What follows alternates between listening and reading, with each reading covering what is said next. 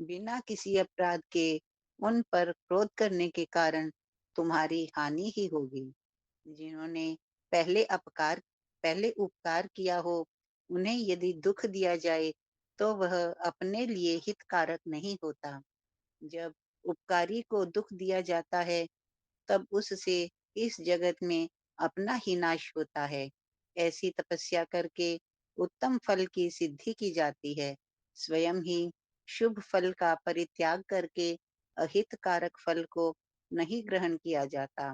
ब्रह्मा जी ने जो यह कहा है कि असाधु कभी साधुता को और साधु कभी असाधुता को नहीं ग्रहण करता, यह बात निश्चय ही ठीक जान पड़ती है। पहले उपवास के कारण जब तुम लोगों को दुख भोगना पड़ा था, तब महर्षि गौतम ने जल की व्यवस्था करके तुम्हें सुख दिया, परंतु इस समय तुम सब लोग उन्हें दुख दे रहे हो। संसार में ऐसा कार्य करना कदापि उचित नहीं। इस बात पर तुम सब लोग सर्वथा विचार कर लो। स्त्रियों की शक्ति से मोहित हुए तुम लोग यदि मेरी बात नहीं मानोगे, तो तुम्हारा यह बर्ताव गौतम के लिए अत्यंत हितकारक ही होगा, इसमें संशय नहीं है। ये मुनि श्रेष्ठ गौतम तुम्हें पुनः निश्चय ही सुख देंगे, अतः इनके साथ छल करना कदापि उचित नहीं। इसलिए तुम लोग कोई दूसरा वर मांगो। सूत जी कहते हैं, ब्राह्मणों, महात्मा गणेश ने ऋषियों से जो यह बात कही, वह यद्यपि उनके लिए हितकर थी, तो भी उन्होंने इसे नहीं स्वीकार किया। तब भक्तों के अधीन होने के कारण उन शिव कुमार ने कहा, तुम लोगों ने जिस वस्तु के लिए प्रार्थना की है, उसे मैं अवश्य करूंगा। पीछे जो होनहार होगी, वह होकर ही रहेगी। ऐसा कहकर वे अंतर ध्यान हो गए। मुनीश्वरों, उसके बाद उन दुष्ट ऋषियों के प्रभाव से तथा उन्हें प्राप्त हुए वर के कारण जो घटना घटित हुई, उसे सुनो। वहां गौतम के खेत में जो धान और जौ थे, उनके पास गणेश जी एक दुर्बल गाय बनकर गए। दिए हुए वर के कारण वह गौ कांपती हुई वहां जाकर धान और जौ चरने लगी। इसी समय दैववश गौतम जी वहां आ गए। वे दयालु ठहरे, इसलिए मुट्ठी भर तिनके लेकर उन्हीं से उस गौ को हाँकने लगे। उन तिनकों का स्पर्श होते ही वह गौ पृथ्वी पर गिर पड़ी और ऋषि के देखते देख से उसी क्षण मर गई। वे दूसरे दूसरे द्वेषी ब्राह्मण और उनकी दुष्ट स्त्रियां वहां छिपे हुए सब कुछ देख रहे थे। उस गौ के गिरते ही वे सब के सब बोल उठे, गौतम ने यह क्या कर डाला। गौतम भी आश्चर्यचकित हो अहिल्या को बुलाकर व्यथित हृदय से दुख पूर्वक बोले, देवी, यह क्या हुआ, कैसे हुआ। जान पड़ता है परमेश्वर मुझ पर कुपित हो गए हैं। अब क्या करूं, कहाँ जाऊं, मुझे हत्या लग गई। इसी समय ब्राह्मण और उनकी पत्नियां गौतम को डांटने और दुर्वचनों द्वारा अहिल्या को पीड़ित करने लगी। उनके दुर्बुद्धि शिष्य और पुत्र भी गौतम को बारंबार फटकारने और धिक्कारने लगे। ब्राह्मण बोले, अब तुम्हें अपना मुंह नहीं दिखाना चाहिए, यहाँ से जाओ, जाओ। गो हत्यारे का मुंह देखने पर तत्काल वस्त्र सहित स्नान करना चाहिए। जब तक तुम इस आश्रम में रहोगे, तब तक अग्निदेव और पितर हमारे दिए हुए किसी भी हव्य काव्य को ग्रहण नहीं करेंगे। इसलिए पापी गो हत्यारे, तुम परिवार सहित यहाँ से अन्यत्र चले जाओ, विलंब न करो। सूत जी कहते हैं, ऐसा कहकर उन सब ने उन्हें पत्थरों से मारना प्रारंभ कर दिया। वे गालियां दे देकर गौतम और अहिल्या को सताने लगे। उन दुष्टों के मारने और धमकाने पर गौतम बोले, मुनियों, मैं यहाँ से अन्यत्र जाकर रहूंगा। ऐसा कहकर गौतम उस स्थान से तत्काल निकल गए और उन सब की आज्ञा से एक कोस दूर जाकर उन्होंने अपने लिए आश्रम बनाया।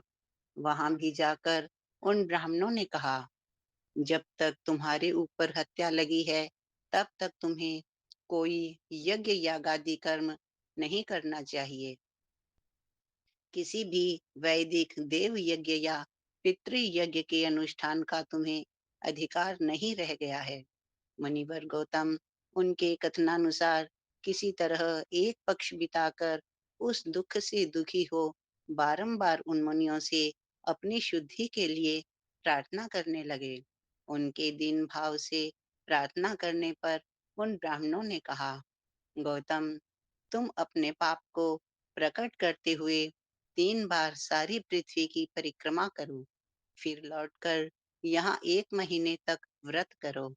उसके बाद इस ब्रह्मगिरी की 101 परिक्रमा करने के पश्चात तुम्हारी शुद्धि होगी, अथवा यहाँ गंगा जी को ले आकर उन्हीं के जल से स्नान करो तथा 1 करोड़ पार्थिव लिंग बनाकर महादेव जी की आराधना करो। फिर गंगा में स्नान करके इस पर्वत की 11 बार परिक्रमा करो। तत्पश्चात 100 घड़ों के जल से पार्थिव शिवलिंग को स्नान कराने पर तुम्हारा उद्धार होगा। उन ऋषियों के इस प्रकार कहने पर गौतम ने बहुत अच्छा कहकर उनकी बात मान ली। वे बोले, मुनिवरों, मैं आप श्री मानव की आज्ञा से यहाँ पार्थिव पूजन तथा ब्रह्मगिरी की परिक्रमा करूंगा। ऐसा कहकर मुनि श्रेष्ठ गौतम ने उस पर्वत की परिक्रमा करने के पश्चात पार्थिव लिंगों का निर्माण करके उनका पूजन किया। साध्वी अहिल्या ने भी साथ रहकर वह सब कुछ किया। उस समय शिष्य प्रशिष्य उन दोनों की सेवा करते थे। ओम नमः शिवाय, ओम नमः शिवाय। हर हर बोले, नमः शिवाय। विमल जी ने भी पहले हैंड रेस किया था, पूनम जी ने किया है, और नए मेंबर जो आए हैं उनका बहुत वेलकम है। अगर वो पाठ करना चाहते हैं, बुक्स हैं तो कर सकते हैं, कोई दिक्कत नहीं। लीना जी हैं और कुसुम जी हैं, शायद लीना जी हैं और कुसुम गुलाटी जी हैं। कुसुम गुलाटी तो मेरे को लगता है संतोष गुलाटी जी नहीं, वो अलग है। चलिए पूनम जी आप शुरू कीजिए। ओम नमः शिवाय, ओम नमः शिवाय। पत्नी सहित गौतम की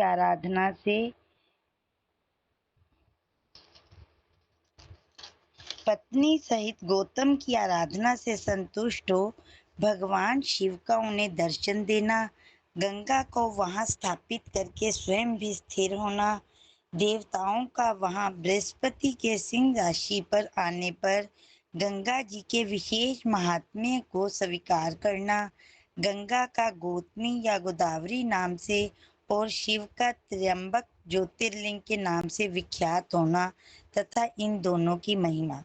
सूत जी कहती हैं, पत्नी सहित गौतम ऋषि के इस प्रकार आराधना करने पर संतुष्ट हुए भगवान शिव वहां शिवा और प्रमथ गणों के साथ प्रकट हो गए।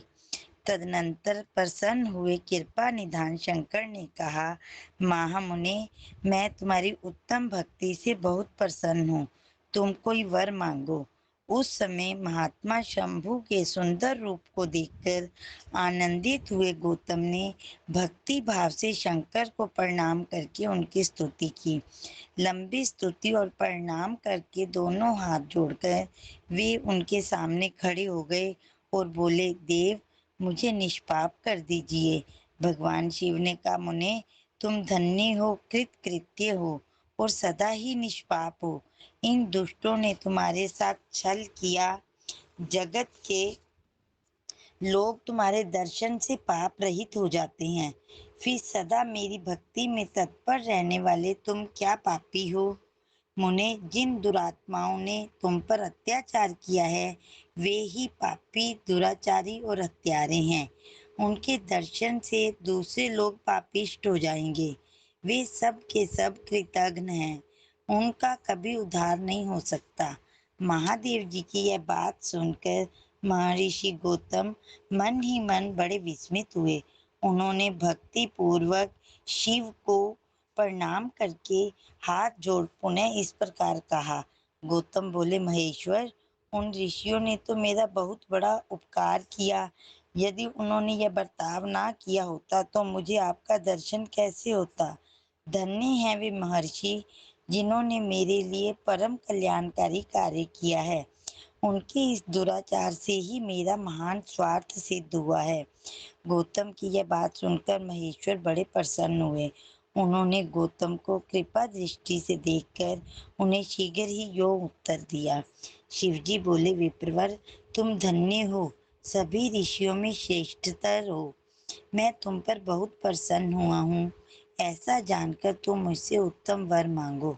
गौतम बोले, नाथ, आप सच कहते हैं, तथापि 5 आदमियों ने जो कह दिया या कर दिया वह अन्यथा नहीं हो सकता। अतः जो हो गया सो रहे। देवेश, यदि आप प्रसन्न हैं तो मुझे गंगा प्रदान कीजिए और ऐसा करके लोक का महान उपकार कीजिए। आपको मेरा नमस्कार है, नमस्कार है। यूं कहकर गौतम ने देवेश्वर भगवान शिव के दोनों चरणार बिंद पकड़ लिए और लोकहित की कामना से उन्हें नमस्कार किया। तब शंकर देव ने पृथ्वी और स्वर्ग के सारभूत जल को निकालकर, जिसे उन्होंने पहले से ही रख छोड़ा था, और विवाह में ब्रह्मा जी के दिए हुए जल में से जो कुछ शेष रह गया था वह सब भक्त वत्सल शंभु ने उन गौतम मुनि को दे दिया। उस समय गंगा जी का जल परम सुंदर स्त्री का रूप धारण करके वहां खड़ा हुआ। तब मुनिवर गौतम ने उन गंगा जी की स्तुति करके उन्हें नमस्कार किया। गौतम बोले, गंगे, तुम धन्य हो, कृतकृत्य हो। तुमने संपूर्ण भुवन को पवित्र किया है, इसलिए निश्चित रूप से नरक में गिरते हुए मुझ गौतम को पवित्र करो। तदनंतर शिवजी ने गंगा से कहा, देवी, तुम मुनि को पवित्र करो और तुरंत वापस न जाकर वैवस्वत मनु के 28वें कलयुग तक यहीं रहो। गंगा ने कहा, महेश्वर, यदि मेरा महात्म्य सब नदियों से अधिक हो और अंबिका तथा गणों के साथ आप भी यहाँ रहें, तभी मैं इस धरातल पर रहूंगी। गंगा जी की यह बात सुनकर भगवान शिव बोले, गंगे, तुम धन्य हो। मेरी बात सुनो, मैं तुमसे अलग नहीं हूँ, तथापि मैं तुम्हारे कथनानुसार यहाँ स्थित रहूंगा। तुम भी स्थित हो। अपने स्वामी परमेश्वर शिव की यह बात सुनकर गंगा ने मन ही मन प्रसन्न हो उनकी भूरी भूरी प्रशंसा की। इसी समय देवता, प्राचीन ऋषि, अनेक उत्तम तीर्थ और नाना प्रकार के क्षेत्र वहां आ पहुंचे। उन सबने बड़े आदर से जय जयकार करते हुए गौतम, गंगा तथा गिरिशाही शिव का पूजन किया। तदनंतर उन सब देवताओं ने मस्तक झुका हाथ जोड़कर उन सब की प्रसन्नता पूर्वक स्तुति की। उस समय प्रसन्न हुई गंगा और गिरीश ने उनसे कहा, श्रेष्ठ देवताओं, वर मांगो, तुम्हारा प्रिय करने की इच्छा से वह वर हम तुम्हें देंगे। देवता बोले, देवेश्वर, यदि आप संतुष्ट हैं और सरिताओं में श्रेष्ठ गंगे, यदि आप भी प्रसन्न हैं तो हमारा तथा मनुष्यों का प्रिय करने के लिए आप लोग कृपा पूर्वक यहाँ निवास करें। गंगा बोली, देवताओं, फिर तो सबका प्रिय करने के लिए आप लोग स्वयं ही यहाँ क्यों नहीं रहते। मैं तो गौतम जी के पाप का प्रक्षालन करके जैसे आई हूँ उसी तरह लौट जाऊंगी। आपके समाज में यहाँ मेरी कोई विशेषता समझी जाती है, इस बात का पता कैसे लगे। यदि आप यहाँ मेरी विशेषता सिद्ध कर सकें तो मैं अवश्य यहाँ रहूंगी, इसमें संशय नहीं है। सब देवताओं ने कहा, सरिताओं में श्रेष्ठ गंगे, सबके परम सुहृद बृहस्पति जी जब जब सिंह राशि पर स्थित होंगे तब तब हम सब लोग यहाँ आया करेंगे, इसमें संशय नहीं है।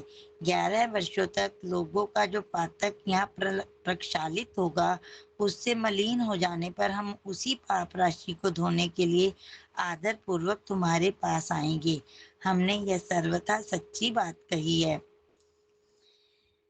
सरिद्वरे, महादेवी, अतः तुमको और भगवान शंकर को समस्त लोकों पर अनुग्रह तथा हमारा प्रिय करने के लिए यहाँ नित्य निवास करना चाहिए। गुरु जब तक सिंह राशि पर रहेंगे तभी तक हम यहाँ निवास करेंगे। उस समय तुम्हारे जल में त्रिकाल स्नान और भगवान शंकर का दर्शन करके हम शुद्ध होंगे। फिर तुम्हारी आज्ञा लेकर अपने स्थान को लौटेंगे। सूत जी कहती हैं, इस प्रकार उन देवताओं तथा महर्षि गौतम की प्रार्थना करने पर भगवान शंकर और सरिताओं में श्रेष्ठ गंगा दोनों वहां स्थित हो गए। वहां की गंगा गौतमी गोदावरी नाम से विख्यात हुई और भगवान शिव का ज्योतिर्मय लिंग त्र्यंबक कहलाया। यह ज्योतिर्लिंग महान पातकों का नाश करने वाला है। उसी दिन से लेकर जब जब बृहस्पति सिंह राशि में स्थित होते हैं तब तब सब तीर्थ क्षेत्र, देवता, पुष्कर आदि सरोवर, गंगा आदि नदियां तथा श्री विष्णु आदि देवगण अवश्य ही गौतमी के तट पर पधारते और वास करते हैं। वे सब जब तक गौतमी के किनारे रहते हैं तब तक अपने स्थान पर उनका कोई फल नहीं होता। जब वे अपने प्रदेश में लौट आते हैं तभी वहाँ इनके सेवन का फल मिलता है। यह त्र्यंबक नाम से प्रसिद्ध ज्योतिर्लिंग गौतमी के तट पर स्थित है और बड़े बड़े पातकों का नाश करने वाला है। जो भक्ति भाव से इस त्र्यंबक लिंग का दर्शन, पूजन, स्तवन एवं वंदन करता है वह समस्त पापों से मुक्त हो जाता है। गौतम के द्वारा पूजित त्र्यंबक नामक ज्योतिर्लिंग इस लोक में समस्त अभीष्टों को देने वाला तथा परलोक में उत्तम मोक्ष प्रदान करने वाला है। मुनीश्वरों, इस प्रकार तुमने जो कुछ पूछा था वह सब मैंने कह सुनाया। अब और क्या सुनना चाहते हो कहो, मैं उसे भी तुम्हें बताऊंगा, इसमें संशय नहीं है। ओम नमः शिवाय। ओम नमः शिवाय। हर हर बोले। नमः शिवाय। विमल जी। ओम नमः शिवाय। ओम नमः शिवाय। नमः शिवाय। ओम नमः शिवाय। वैद्यनाथेश्वर ज्योतिर्लिंग के प्रकटने की कथा तथा महिमा। सूत जी कहते हैं, अब मैं वैद्यनाथेश्वर ज्योतिर्लिंग का पापहारी महात्म्य बताऊंगा। सुनो। राक्षस राज रावण, जो बड़ा अभिमानी और अपने अहंकार को प्रकट करने वाला था, उत्तम पर्वत कैलाश पर भक्ति भाव से भगवान शिव की आराधना कर रहा था। कुछ काल तक आराधना करने पर जब महादेव जी प्रसन्न नहीं हुए तब वह शिव की प्रसन्नता के लिए दूसरा तप करने लगा। प्लस्ते कुल नंदन श्रीमान रावण ने सिद्धि के स्थानभूत हिमालय पर्वत से दक्षिण वृक्षों से भरे हुए वन में पृथ्वी पर एक बहुत बड़ा गड्ढा खोदकर उसमें अग्नि की स्थापना की और उसके पास ही भगवान शिव को स्थापित करके हवन आरंभ किया। ग्रीष्म ऋतु में वह 5 अग्नियों के बीच में बैठता और वर्षा ऋतु में जब वह अपने प्रदेश में लौट आते हैं तभी वहां इनके सेवन का नहीं फल नहीं मिलता नहीं, है। छूट गया। रुको हाँ रुको। सॉरी, मैं ऊपर चली गई, सॉरी। वर्षा वर्षा ऋतु में ऋतु खुले में मैदान में। खुले मैदान में, हाँ वो ऊपर वाली लाइन में चली गई। वर्षा ऋतु में खुले मैदान में चबूतरे पर सोता और शीतकाल में जल के भीतर खड़ा रहता। इस तरह 3 प्रकार से उसकी तपस्या चलती थी। इस रीति से रावण ने बहुत तप किया तो भी दुरात्माओं के लिए, जिनको रिझाना कठिन है, वे परमात्मा महेश्वर उस पर प्रसन्न नहीं हुए। तब महामनस्वी दैत्यराज रावण ने अपना मस्तक काटकर शंकर जी का पूजन आरंभ किया। विधि पूर्वक विधि पूर्वक शिव की पूजा करके वह अपना एक एक सिर काटता और भगवान को समर्पित कर देता था। इस तरह से उसने क्रमशः अपने 9 सिर काट डाले। जब एक ही सिर बाकी रह गया तब भक्तवत्सल भगवान शंकर संतुष्ट एवं प्रसन्न हो वहीं उसके सामने प्रकट हो गए। भगवान शिव ने उसके सभी मस्तकों को पूर्ववत निरोग करके उसे उसकी इच्छा के अनुसार अनुपम उत्तम बल प्रदान किया। भगवान शिव का कृपा प्रसाद पाकर राक्षस रावण ने नतमस्तक हो हाथ जोड़कर उससे कहा, देवेश्वर प्रसन्न होइए, मैं आपको लंका में ले चलता हूँ। आप मेरे इस मनोरथ को सफल कीजिए। मैं आपकी शरण में आया हूँ। रावण के ऐसा कहने पर भगवान शंकर बड़े संकट में पड़ गए और अनमने से होकर बोले, राक्षस राज, मेरी सार गर्भित बात सुनो। तुम मेरे इस उत्तम लिंग को भक्ति भाव से अपने घर को ले जाओ, परंतु जब तुम इसे कहीं भूमि पर रख दोगे, तब यह वहीं सुस्थिर हो जाएगा, इसमें संदेह नहीं है। अब तुम्हारी जैसी इच्छा हो वैसा करो। सूत जी कहते हैं, ब्राह्मणों, भगवान शंकर के ऐसा कहने पर राक्षस राज रावण बहुत अच्छा कहकर वहां शिवलिंग साथ लेकर अपने घर की ओर चला, परंतु मार्ग में भगवान शिव की माया से उसे मूत्रोत्सर्ग की इच्छा हुई। पुलस्त्य नंदन रावण समर्थशाली होने पर भी मूत्र के वेग को रोक ना सका। इसी समय वहां आसपास एक ग्वाले को देखकर उसने प्रार्थना पूर्वक वह शिवलिंग उसके हाथों में थमा दिया और स्वयं मूत्र त्याग के लिए बैठ गया। एक मुहूर्त बीतते बीतते वह ग्वाला उस शिवलिंग के भार से अत्यंत पीड़ित हो व्याकुल हो गया। तब उसने उसे पृथ्वी पर रख दिया। फिर तो वह हीर कमाए शिवलिंग वहीं स्थित हो गया। वह दर्शन करने मात्र से संपूर्ण अभिष्टों को देने वाला तथा पाप राशि को हर लेने वाला है।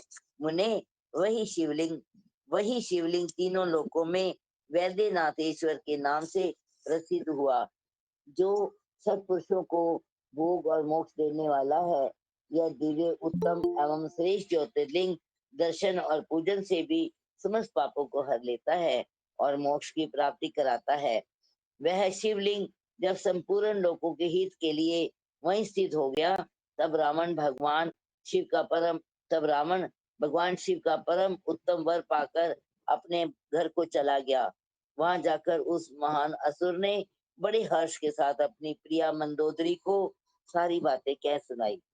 इंद्र आदि संपूर्ण देवताओं और निर्मल मुनियों ने जब यह समाचार सुना, तब वे परस्पर सलाह करके वहां आए और उन सब का मन भगवान शिव में लगा हुआ था। उन सब देवताओं ने उस समय वहां बड़ी प्रसन्नता के साथ शिव का विशेष पूजन किया। वहां भगवान शंकर का प्रत्यक्ष दर्शन करके देवताओं ने उस शिवलिंग की विधिवत स्थापना की और उसका वैद्यनाथ नाम रखकर उसकी वंदना और स्तवन करके वह स्वर्ग लोक को चले गए।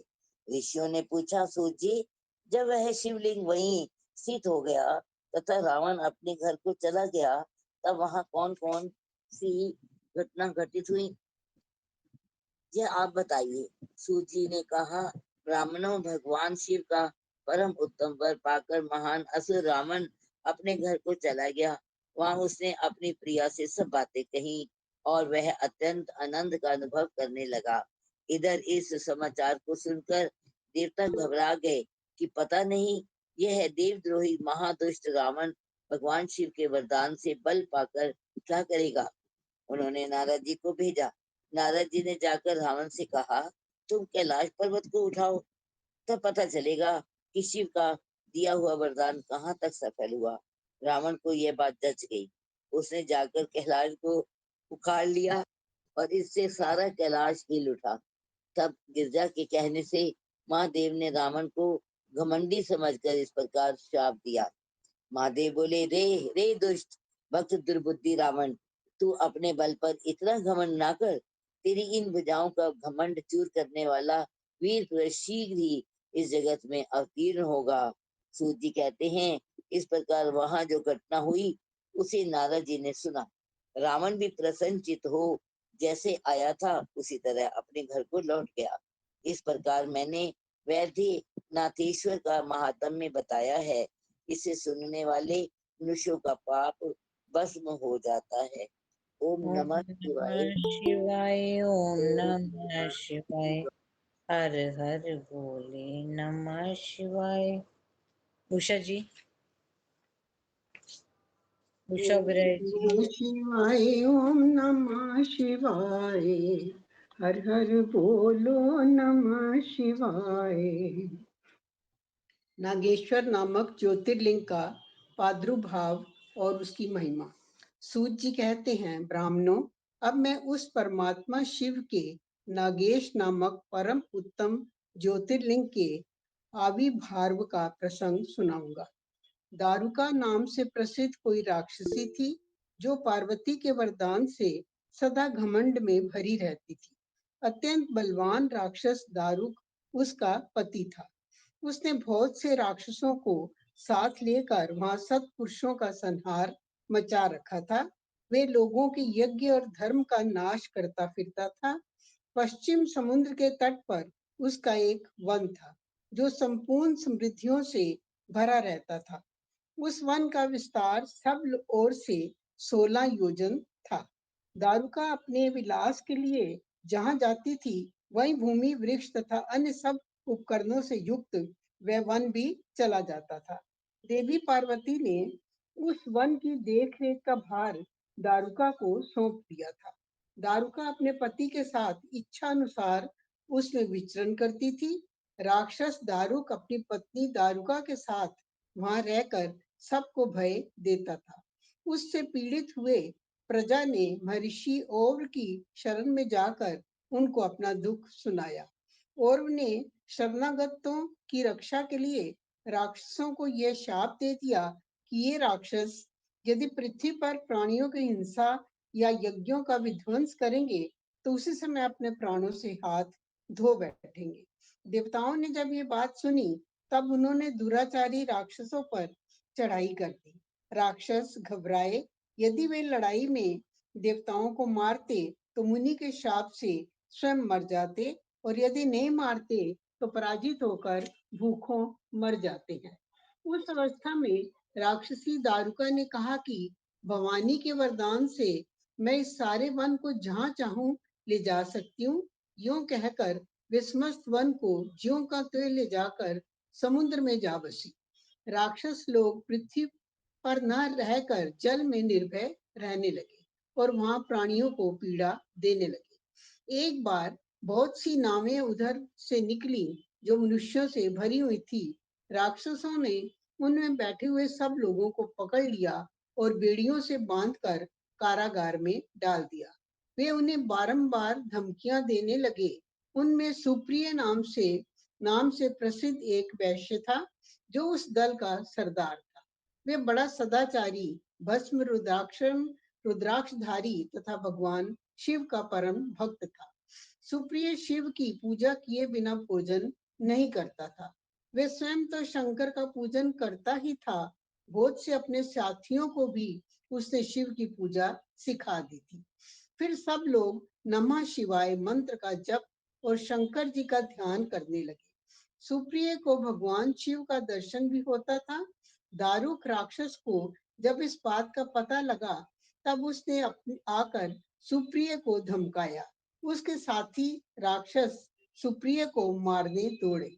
उन राक्षसों को आया देख सुप्रिय के नेत्र भय से कातर हो गए। वे बड़े प्रेम से शिव का चिंतन और उनके नामों का जप करने लगा। वैश्यपति ने कहा, देवेश्वर शंकर मेरी रक्षा कीजिए। कल्याणकारी त्रिलोकीनाथ, दुष्ट हंता भक्तवत्सल शिव हमें इस दुष्ट से बचाइए। देव, अब आप ही मेरे सर्वस्व हैं।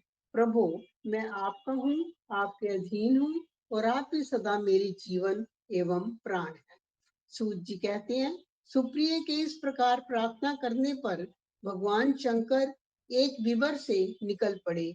उनके साथ ही 4 दरवाजों का एक उत्तम मंदिर भी प्रकट हो गया। उसके मध्य भाग में अद्भुत ज्योतिर्मय शिवलिंग प्रकाशित हो रहा था। उसके साथ शिव परिवार के सब लोग विद्यमान थे। सुप्रिय ने उनका दर्शन करके पूजन किया।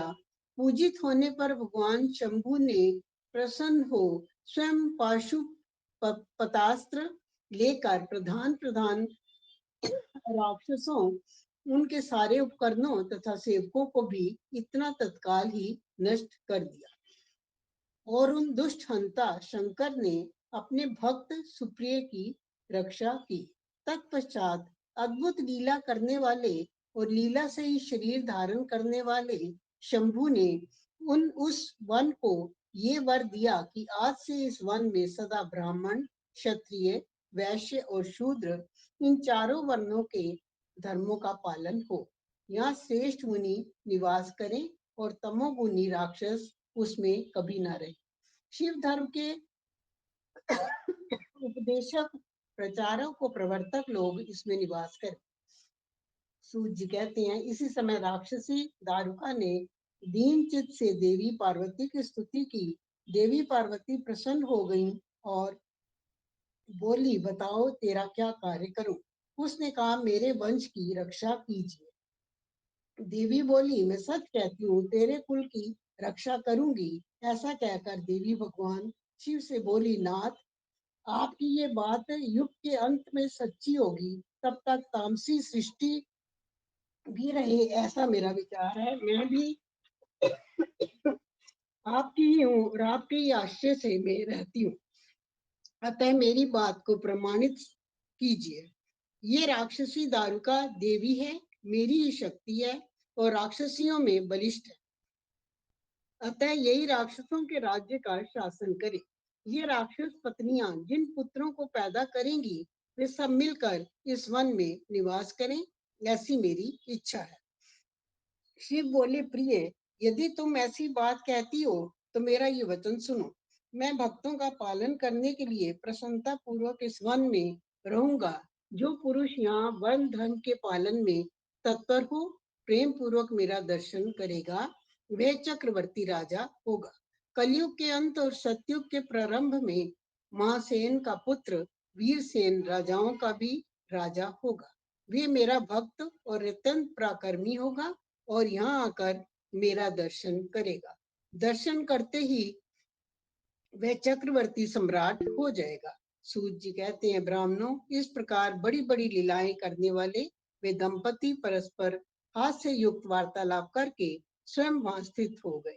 ज्योतिर्लिंग स्वरूप महादेव जी वहां नागेश्वर कहलाए और शिवा देवी नागेश्वरी के नाम से विख्यात हुई। वे दोनों ही सत्पुरुषों को प्रिय है। इस प्रकार ज्योतियों के स्वामी नागेश्वर नामक महादेव जी ज्योतिर्लिंग के रूप में प्रकट हुए। वे तीनों लोकों की संपूर्ण कामनाओं को सदा पूर्ण करने वाले हैं। जो प्रतिदिन आदर पूर्वक नागेश्वर के प्रादुर्भाव का ये प्रसंग सुनता है, वे बुद्धिमान मानव माँ पातकों का नाश करने वाले संपूर्ण मनोरथों को प्राप्त कर लेता है। ओम नमः शिवाय, ओम नमः शिवाय, शिवाय। हर हर बोलो नमः शिवाय। शिवाय। कृष्ण जी। ओम नमः शिवाय। रमेश्वर नामक ज्योतिर्लिंग के आविर्भाव तथा महात्म्य का वर्णन। सूत जी कहते हैं, ऋषियों, अब मैं ये बता रहा हूँ कि रमेश्वर नामक ज्योतिर्लिंग पहले किस प्रकार प्रकट हुआ। इस प्रसंग को तुम आदर पूर्वक सुनो। भगवान विष्णु के राम अवतार में जब रावण सीता जी को हरकर लंका में ले गया, तब सुग्रीव के साथ 18 पद्म वानर सेना लेकर श्री राम समुद्र तट पर आए। वहां वे विचार करने लगे कि कैसे हम समुद्र को पार करेंगे और किस प्रकार रावण को जीतेंगे। इतने में ही श्री राम को प्यास लगी। उन्होंने जल मांगा और वानर मीठा जल ले आए। श्री राम ने प्रसन्न होकर वह जल ले लिया। तब तक उन्हें स्मरण हो आया कि मैंने अपने स्वामी भगवान शंकर का दर्शन तो किया ही नहीं, फिर ये जल कैसे ग्रहण कर सकता हूँ। ऐसा कहकर उन्होंने उस जल को नहीं पिया। जल रख देने के पश्चात रघुनंदन ने पार्थिव पूजन किया। आवाहन आदि 16 उपचारों को प्रस्तुत करके विधि पूर्वक बड़े प्रेम से शंकर जी की अर्चना की। प्रणाम तथा दिव्य स्तोत्रों द्वारा यत्न पूर्वक शंकर जी को संतुष्ट करके श्री राम ने भक्ति भाव से उनसे प्रार्थना की। श्री राम बोले, उत्तम व्रत का पालन करने वाले मेरे स्वामी देव महेश्वर, आपको मेरी सहायता करनी चाहिए। आपके सहयोग के बिना मेरे कार्य की सिद्धि अत्यंत कठिन है। रावण भी आपका ही भक्त है, वह सबके लिए सर्वथा दुर्जय है, परंतु आपके दिए हुए वरदान से वह सदा दर्प में भरा रहता है। वह त्रिभुवन विजयी महावीर है। इधर मैं भी आपका दास हूँ, सर्वथा आपके अधीन रहने वाला हूँ। सदाशिव ये विचार कर आपको मेरे प्रति पक्षपात करना चाहिए। सूत जी कहते हैं, इस प्रकार प्रार्थना और बारंबार नमस्कार करके उन्होंने उच्च स्वर से जय शंकर, जय शिव इत्यादि का उद्घोष करते हुए शिव का स्तवन किया। फिर उनके मंत्र के जप और ध्यान में तत्पर हो गए। तत्पश्चात पुनः पूजन करके वे स्वामी के आगे नाचने लगे। उस समय उनका हृदय प्रेम से द्रवित हो रहा था। फिर उन्होंने शिव के संतोष के लिए गाल बजाकर अव्यक्त शब्द किया। उस समय भगवान शंकर उन पर बहुत प्रसन्न हुए और वे ज्योतिर्मय महेश्वर वामांग भूता पार्वती तथा पार्षद गणों के साथ शास्त्रोक्त निर्मल रूप धारण करके तत्काल वहां प्रकट हो गए। श्री राम की भक्ति से संतुष्ट चित्त होकर महेश्वर ने उनसे कहा, श्री राम तुम्हारा कल्याण हो, वर मांगो। उस समय उनका रूप देखकर वहां उपस्थित हुए सब लोग पवित्र हो गए। शिव धर्म परायण श्री राम जी ने स्वयं उनका पूजन किया। फिर भांति भांति की स्तुति एवं प्रणाम करके उन्होंने भगवान शिव से लंका में रावण के साथ होने वाले युद्ध में अपने लिए विजय की प्रार्थना की। तब राम भक्ति से प्रसन्न हुए महेश्वर ने कहा, महाराज तुम्हारी जय हो। भगवान शिव के दिए हुए विजय सूचक वर एवं युद्ध की आज्ञा को पाकर श्री राम ने नतमस्तक हो हाथ जोड़कर उनसे पुनः प्रार्थना की। श्री राम बोले, मेरे स्वामी शंकर, यदि आप संतुष्ट हैं तो जगत के लोगों को पवित्र करने तथा दूसरों की भलाई करने के लिए सदा यहाँ निवास करें। सूत जी कहते हैं, श्री राम के ऐसा कहने पर भगवान शिव वहाँ ज्योतिर्लिंग के रूप में स्थित हो गए। तीनों लोकों में रमेश्वर के नाम से उनकी प्रसिद्धि हुई। उनके प्रभाव से ही अपार समुद्र को अनायास पार करके श्री राम ने रावण आदि राक्षसों का शीघ्र ही संहार किया और अपनी प्रिय सीता को प्राप्त कर लिया। तब से इस भूतल पर रमेश्वर की अद्भुत महिमा का प्रसार हुआ। भगवान रमेश्वर सदा भोग और मोक्ष देने वाले तथा भक्तों की इच्छा पूर्ण करने वाले हैं। जो दिव्य गंगा जल से रमेश्वर शिव को भक्ति पूर्वक स्नान कराता है वह जीवन मुक्त ही है। इस संसार में देव दुर्लभ समस्त भोगों का उपभोग करके अंत में उत्तम ज्ञान पाकर वह निश्चय ही कैवल्य मोक्ष को प्राप्त कर लेता है। इस प्रकार मैंने तुम लोगों से भगवान शिव के रमेश्वर नामक दिव्य ज्योतिर्लिंग का वर्णन किया, जो अपनी महिमा सुनने वालों के समस्त पापों का अपहरण करने वाला है। ओम नमः शिवाय, ओम नमः शिवाय। किरण कांता जी, आप करोगे सेवा?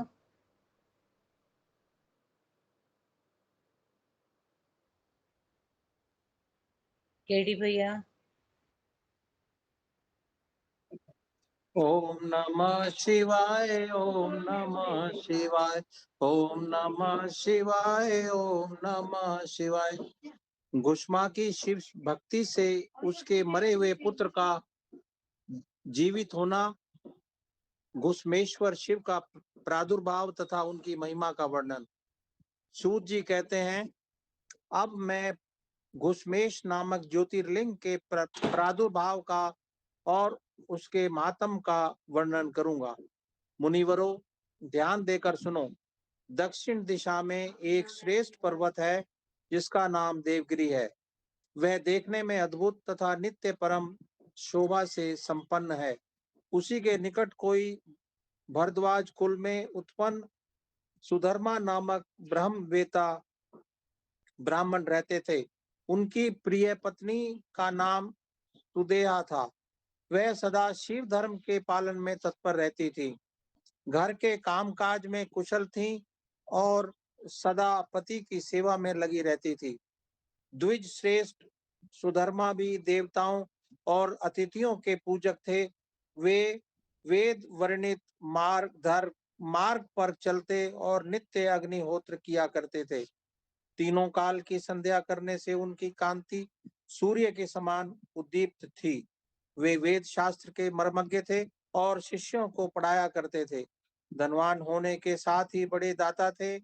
सौजन्य आदि सद्गुणों के भाजन थे। शिव संबंधी पूजनादि कार्य में ही सदा लगे रहते थे।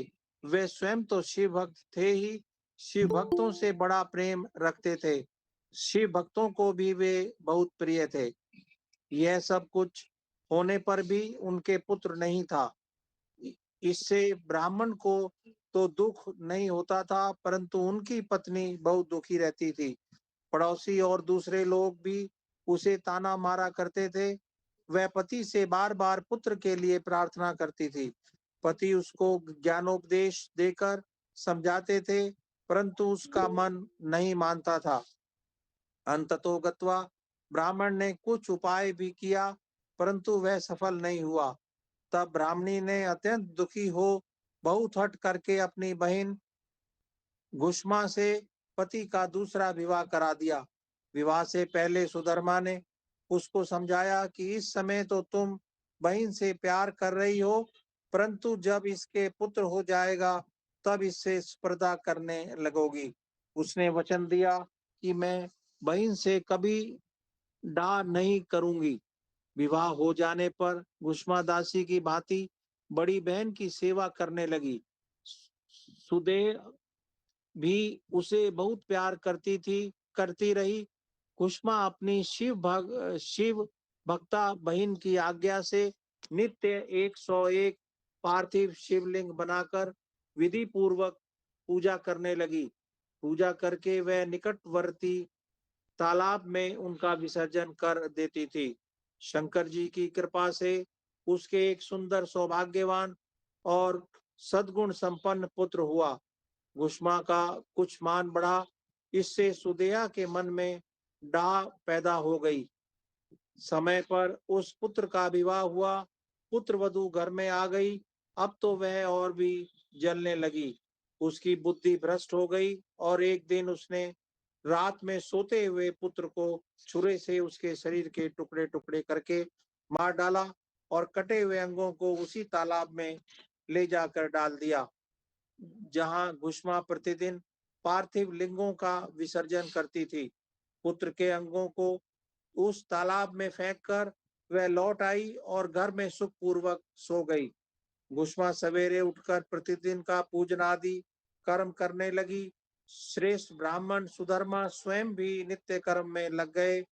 इसी समय उनकी ज्येष्ठ पत्नी सुदेहा भी उठी और बड़े आनंद से घर के कामकाज करने लगी, क्योंकि उसके हृदय में पहले जो ईर्ष्या की आग जलती थी वह अब बुझ गई थी।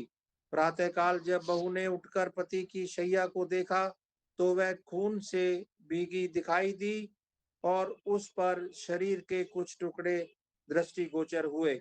इससे उसको बड़ा दुख हुआ। उसने सास गुष्मा के पास जाकर निवेदन किया, उत्तम व्रत का पालन करने वाली आर्य, आपके पुत्र कहाँ गए? उनकी शैया रक्त से भीगी हुई है और उस पर शरीर के कुछ टुकड़े दिखाई देते हैं। हाय, मैं मारी गई। किसने यह दुष्ट का कर्म किया है?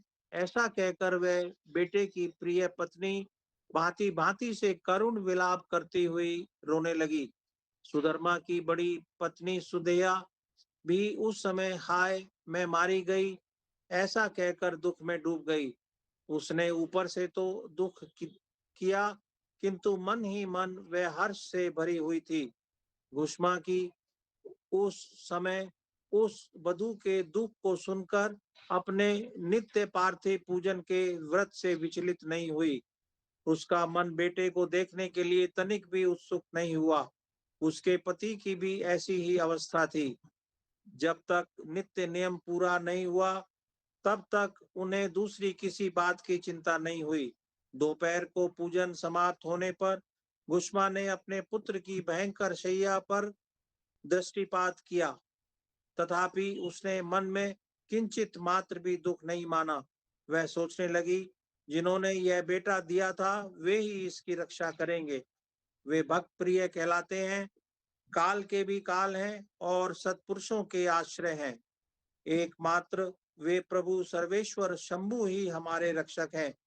वे माला गूंथने वाले पुरुष की भांति जिनको जोड़ते हैं उनको अलग भी करते हैं। अतः अब मेरे चिंता करने से क्या होगा? इस तत्व का विचार करके उसने शिव के भरोसे धैर्य धारण किया और उस समय दुख का अनुभव नहीं किया। वह पूर्ववत पार्थिव शिवलिंगों को लेकर स्वस्थ चित्त से शिव के नामों का उच्चारण करती हुई उस तालाब के किनारे गई। उस पार्थिव लिंगों को तालाब में डालकर जब वह लौटने लगी तो उसे अपना पुत्र उसी तालाब के किनारे खड़ा दिखाई दिया। सूत जी कहते हैं, ब्राह्मणों, उस समय वहां अपने पुत्र को जीवित देखकर उसकी माता गुष्मा को न तो हर्ष हुआ और न विषाद। वह पूर्ववत स्वस्थ बनी रही। इसी समय उस पर संतुष्ट हुए ज्योति स्वरूप महेश्वर शिव शीघ्र उसके सामने प्रकट हो गए। शिव बोले, सुमुखी, मैं तुम पर प्रसन्न हूँ, वर मांगो। तेरी दुष्टा सौत ने इस बच्चे को मार डाला था, अतः मैं उसे त्रिशूल से मारूंगा। सूत जी कहते हैं, तब गुष्मा ने शिव को प्रणाम करके उस समय वह यह वर मांगा, नाथ, यह सुदेहा मेरी बड़ी बहन है, अतः आपको इसकी रक्षा करनी चाहिए। शिव बोले, उसने तो मेरा भारी अपकार किया है, तुम उस पर उपकार क्यों करती हो? दुष्ट कर्म करने वाली सुदेहा तो मार डालने के ही योग्य है। गुष्मा ने कहा, देव, आपके दर्शन मात्र से पातक नहीं ठहरता। इस समय आपका दर्शन करके उसका पाप भस्म हो जाए। जो अपकार करने वालों पर भी उपकार करता है, उसके दर्शन मात्र से पाप बहुत दूर भाग जाता है। प्रभु, ये अद्भुत भगवत वाक्य मैंने सुन रखा है।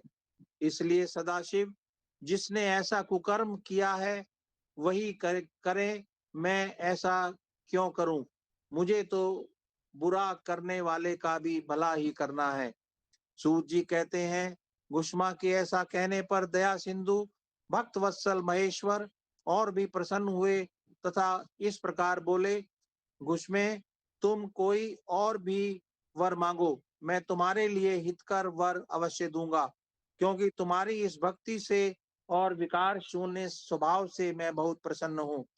भगवान शिव की बात सुनकर गुष्मा बोली, प्रभु, यदि आप वर देना चाहते हैं तो लोगों की रक्षा के लिए सदा यहाँ निवास कीजिए और मेरे नाम से ही आपकी ख्याति हो। तब महेश्वर शिव ने अत्यंत प्रसन्न होकर कहा, मैं तुम्हारे ही नाम से घुष्मेश्वर कहलाता हुआ सदा यहाँ निवास करूंगा और सबके लिए सुखदायक होऊंगा। मेरा शुभ ज्योतिर्लिंग घुष्मेश नाम से प्रसिद्ध हो। यह सरोवर शिवलिंगों का आलय हो जाए और इसीलिए इसकी तीनों लोकों में शिवालय नाम से प्रसिद्धि हो। यह सरोवर सदा दर्शन मात्र से संपूर्ण अभिष्टों का देने वाला हो। सुब्रते, तुम्हारे वंश में होने वाली 101 पीढ़ियों तक ऐसे ही श्रेष्ठ पुत्र उत्पन्न होंगे, इसमें संशय नहीं है। वे सब के सब सुंदरी स्त्री, उत्तम धन और पूर्ण आयु से संपन्न होंगे, चतुर और विद्वान होंगे, उदार तथा भोग और मोक्ष रूपी फल पाने के अधिकारी होंगे। 101 पीढ़ियों तक सभी पुत्र गुणों में बड़े चढ़े होंगे। तुम्हारे वंश का ऐसा विस्तार बड़ा शोभादायक होगा।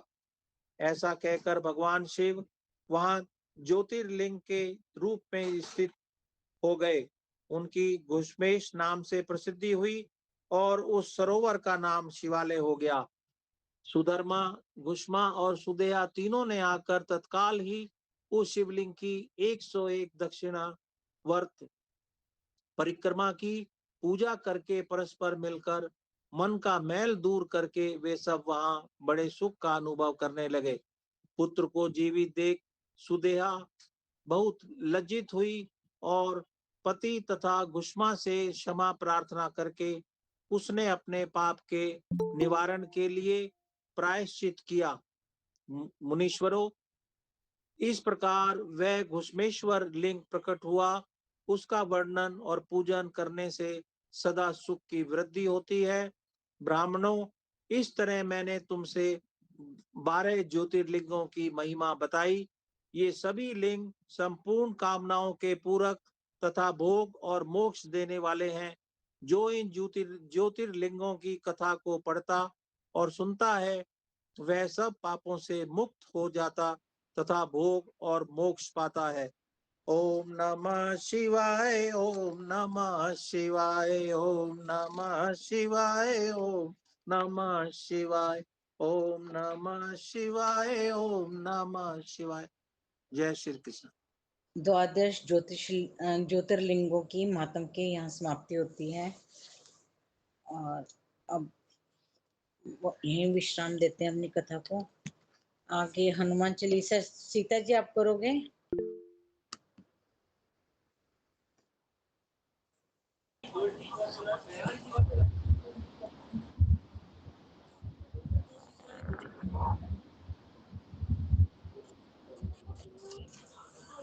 एडमिन जी, प्रवीण भैया, प्रवीण जी आरती ले लेंगे। सीता जी वो हनुमान चालीसा ले लेते हैं। जय हनुमान। काम करिए आवाज। श्री हनुमान चालीसा। श्री गुरु चरण सरोज रज, निज मन मुकर सुधार। रामा निज मन मुकर सुधार, वरनऊ रघुवर विमल यश। जो दायक फल चार, सियापति राम जय जय राम। बुद्धिहीन तनु जानिके, सुमरो पवन कुमार। बल बुद्धि विद्या देहु मोहि, हरहु क्लेश विकार। सियापति राम जय जय राम, मेरे प्रभु राम जय जय राम। जय हनुमान ज्ञान गुण सागर, जय कपीस तिहु लोक उजागर।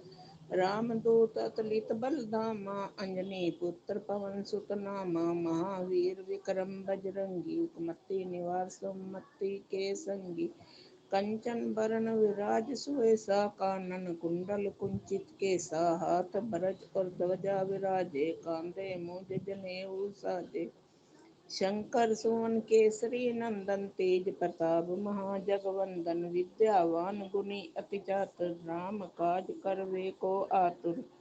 प्रभु चरित्र सुनवे को रसिया, राम लखन सीता मन बसिया। सूक्ष्म रूप धरि सियाहि दिखावा, विकट रूप धरि लंक जरावा। भीम रूप धरि असुर सहारे, रामचंद्र जी के काज सवारे। लाए संजीवन लखन जी आए, श्री रघुवीर हर्षि उर लाए। रघुपति किन्नी बहुत बड़ाई, तुम मम प्रिय भरत सम भाई।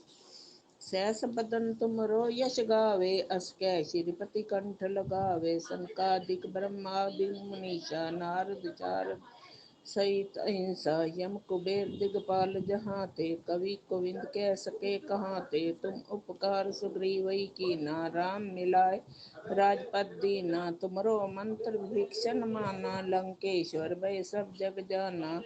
जुग सहस्त्र योजन पर भानु, लीलो ताई मधुर फल जानु। प्रभु मुद्रिका मेली मुख माही, जल्दी लाग गए अचरज नाही। दुर्गम काज जगत के जेते, सुगम अनुग्रह तुमरे तेते। राम दुआरे तुम रखवारे, होत न आज्ञा बिन पसारे। सब सुख लहे तुम्हारी सरना, तुम रक्षक काहू को डरना।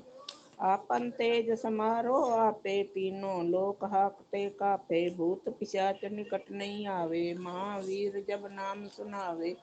नासे रोग हरे सब पीरा, जपत निरंतर हनुमत बीरा। संकट ते हनुमान छुड़ावे, मन कर्म वचन ध्यान जो लावे।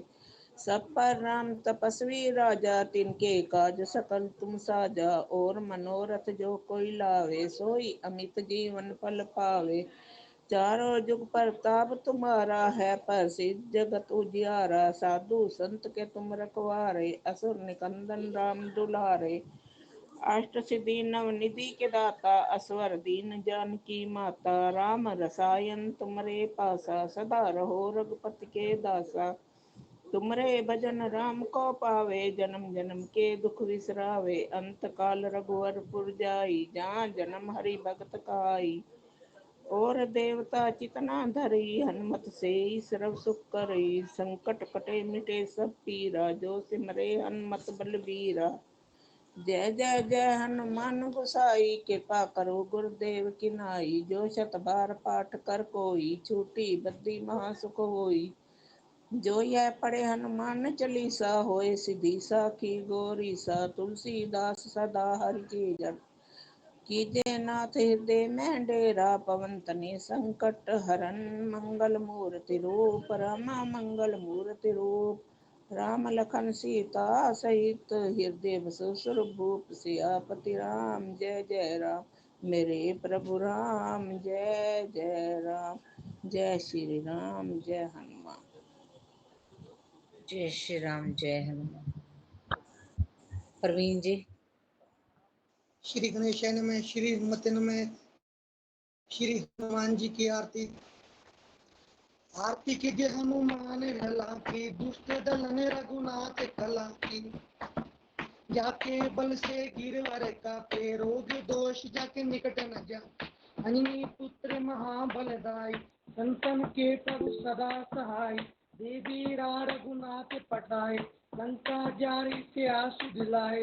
लंका सकोट समुद्र सिखाई, जाके पवन सुत बार न लाए।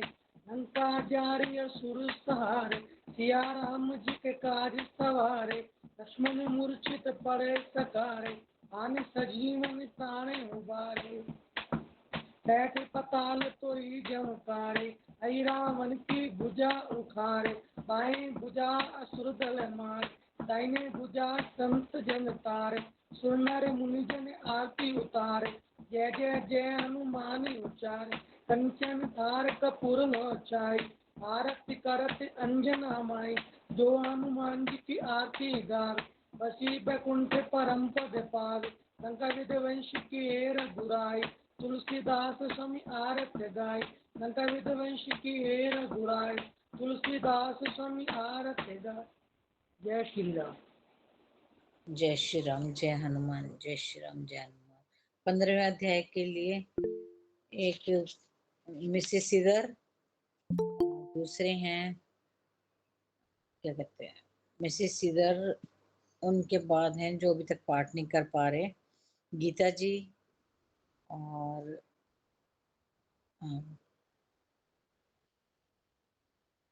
शिवाजी ने कर लिया है। उषा शर्मा जी, आप करोगे 15वें अध्याय का पाठ? हाँ जी, हाँ जी, कर लूंगी। और एक और कोई मेंबर भी ले लेते हैं। किरण कांता जी का नाम लिखा था मैंने, अर्चना ने। अच्छा अर्चना जी आप कर लेते। ठीक है जी, शुरू कीजिए। हाँ जी, मैं करती हूँ। नहीं उषा जी अभी आपका नहीं, अभी पहले जो उनका है गीता जी का और मिसेस सीधर का। अच्छा जी, ठीक है जी। मिसेस सीधर।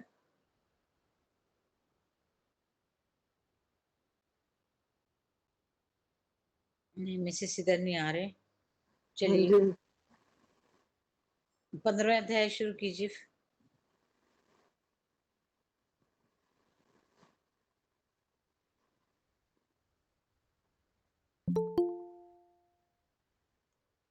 सुमन जी आप शुरू कीजिए, लेट हो रहे हैं।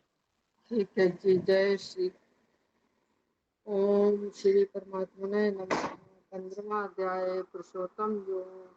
श्री भगवान वाच, अविनाशी पीपल है संसार ये, शाखाएं नीचे हैं ऊपर जड़े। पत्ते हैं इस वृक्ष के वेद ही, इसे जाने जो वेद वेता वही। गुणों से है शाखाएं इसकी बड़ी, विष भोगों से है जो सींची गई। फैली हुई है ये चारों तरफ, बंधे इससे कर्मों के अनुसार सब। नहीं रूप ऐसा दिखाई जो दे, है आदि ना अंत इसका और ना टिके। दृढ़ शस्त्र वैराग्य का लेकर अब, मजबूत इसकी जड़ें काट सब। करो खोज परमेश्वर की तभी, जिसे पाके आना ना होता कभी। सृष्टि रची जिसने कह ऐसा तुम, उसी ईश्वर की मैं अब शरण हूँ। मिटे मान मोह जीता संग दोष भी, प्रभु मिट्टी के कामना ना कोई। न सुख दुख के द्वंद्व ऐसा ज्ञानी है जो, परम पद है अविनाशी पा लेता वो। परम पद है अविनाशी पा लेता वो। जय श्री कृष्ण। काश उसे उसे कर न अर्चना जी रुको, पाए अर्चना जी कोई, रुको, न अर्चना जी सूरत रुको। न चांद और न अग्नि कभी, जहाँ जाते फिर आना होता नहीं, परम धाम कहलाता मेरा वही। जीवात्मा रहता इस तन में जो, सनातन उसे अंश मेरा कहो। जो मन इंद्रियां उलझी माया में ही, अपनी तरफ खींचे सबको यही। जीवात्मा छोड़े इस देह को जब, नए तन में प्रवेश करता है तब, शुभाशुभ कर्म साथ ले जाए वो। वायु जो ले जाती है गंध को, लेकर के मन का सहारा ही ये। काना खिना खो बच्चा जीवा से, विषयों का सेवन करे ये वहाँ। जिस देह में भी जाए जीवात्मा, किसी देह में जाए या दे छोड़े जो, गुणों में रहे या विषय भोगे वो। अज्ञानी इसको भला जाने कब, जो है ज्ञान चक्षु वही जाने सब। यतन करने वाले ही योगी हैं जो, अनुभव करे आत्मा खुद में वो। मगर शुद्ध नहीं जिनका अंतःकरण, न अनुभव हो चाहे करे वे यतन। प्रकाशित करे जो सभी दुनिया को, सूरज में ऐसा ही है तेज जो, है चाँद और अग्नि में जो तेज भी। समझ तेज इन सब में है मेरा ही, पृथ्वी में प्रवेश करता हूँ जब, तो धारण करूँ अपनी शक्ति से सब। रस रूप वन चांद भरता हूँ मैं, शक्ति वनस्पतियाँ जितनी भी हैं, रह करके मैं ही दे में सब जीवों की, बनता सभी की हूँ जठराग्नि। प्राण और अपान बन के मैं ही सदा, पचाता हूँ अन चारों प्रकार का। हृदय में सबके मुझे ही तू जान, करूं संशय नष्ट मुझसे स्मृति ज्ञान। जानने योग्य वेदों में वेदांत भी, मुझसे है मैं वेद जानू सभी। उत्तम पुरुष दो तरह के हैं इस लोक में, नाशी व अविनाशी जो है कहे। नश्वरीय प्राणी तो सारे समान, है अविनाशी जीवात्मा उनमें बस। उत्तम पुरुष इनसे है दूसरा, कहते उसे ही है परमात्मा। है अविनाशी सबका वो पालन करे, वही ईश्वर छाया त्रिलोकी में। नाशी से मुझको परे ही तू जान, उत्तम हूँ अविनाशी ऐसा अमान। सभी वेद और लोक भी इसलिए, कहते हैं पुरुषोत्तम सभी मुझे। अर्जुन जो मोह छोड़ देता है सब, पुरुषों में उत्तम मुझे जाने जब। मुझे जान कर जान ले वह सभी, भक्ति करे सब तरह से मेरी। अर्जुन कहा मैंने तुझसे जो, रहस्य भरा शास्त्री है वो। जो ज्ञानी से तत्व से जान ले, करने को कुछ भी न रहता उसे, करने को कुछ भी न रहता उसे। ओम तत्सदि। श्रीमद् भगवद गीता सुपनिषदसु ब्रह्म विद्यायां योग शास्त्रे श्री कृष्ण अर्जुन संवादे पुरुषोत्तम योगो नाम पंचम दशोध्याय। हरिओम तत्सत, हरिओम तत्सत, हरिओम तत्सत। धर्मबाला जी आप प्रार्थना के वाक्य ले लीजिए। धर्मबाला जी कर पाऊंगी, मेरे को गीता उपदेश दे दिया करो 15 अध्याय का। अच्छा जी ठीक है। रेवा जी आप कर लीजिए।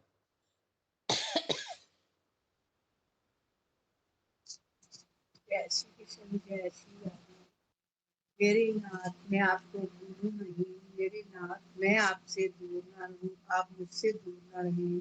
मेरे नाथ आप अपनी कृपा सदा सब पर बनाए रखें। जय श्री कृष्ण, जय श्री राधे। सभी सुखी हों, सभी निरोगी, सब पर बरसे कृष्ण कृपा। मंगलमय हो सबका जीवन, घर घर बरसे कृष्ण कृपा। सब पर बरसे श्री कृष्ण कृपा। मंगल में प्रभु जी मंगल पे कृपा सदा सदा सब पर बरसती रहे।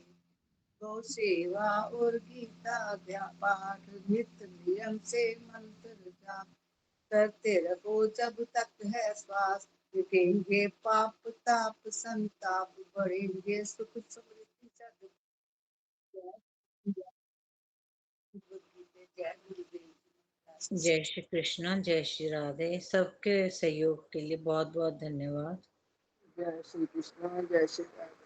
जय श्री कृष्ण। किसी ने अपना सेवा नोट करानी है तो करा दीजिए हनुमान चालीसा जी को। मेरे भैया 40 है मृदुला के।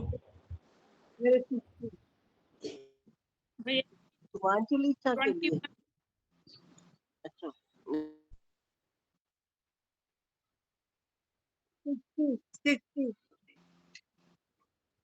60 साल। मेरी भी भैया 15 मैंने नोट कर ग्रुप पे लेना। आपको भेज दिए थे 15 और मेरी। 28 और लिख लीजिए मेरे।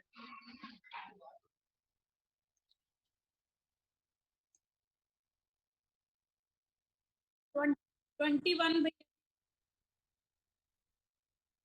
अशोक भैया ने 15 बोले हैं। प्रियंका जी मैंने मैसेज कर दिया सबका।